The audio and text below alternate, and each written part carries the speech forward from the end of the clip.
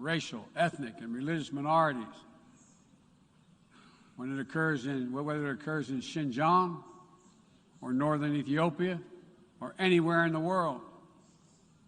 We all must defend the rights of LGBTQI individuals so they can live and love openly without fear, whether it's Chechnya or Cameroon or anywhere. As we steer our nations toward this inflection point and work to meet today's fast-moving, cross-cutting challenges, let me be clear. I am not agnostic about the future we want for the world. The future will belong to those who embrace human dignity, not trample it. The future will belong to those who unleash the potential of their people, not those who stifle it. The future will belong to those who give their people the ability to breathe free, not those who seek to suffocate their people with an iron hand.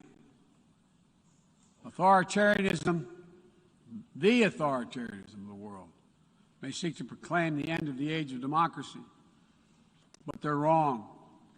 The truth is, the democratic world is everywhere. It lives in the anti-corruption activists, the human rights defenders, the journalists, the peace protesters.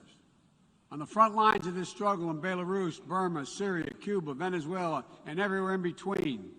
It lives in the brave women of Sudan who withstood violence and oppression to push a genocidal dictator from power and who keep working every day to defend their democratic progress.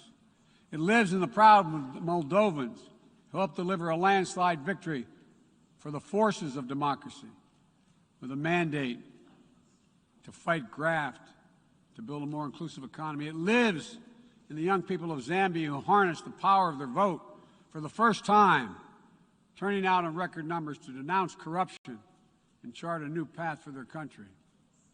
And while no democracy is perfect, including the United States, we'll continue to struggle to live up to the highest ideals to heal our divisions. And we face down violence and insurrection.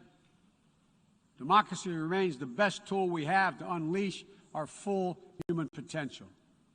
My fellow leaders, this is a moment where we must prove ourselves the equals of those who come before us, who with vision and values and determined faith in our collective future built our United Nations, broke the cycle of war and destruction, and laid the foundations for more than 7 decades of relative peace and growing global prosperity. Now, we must again come together to affirm the inherent humanity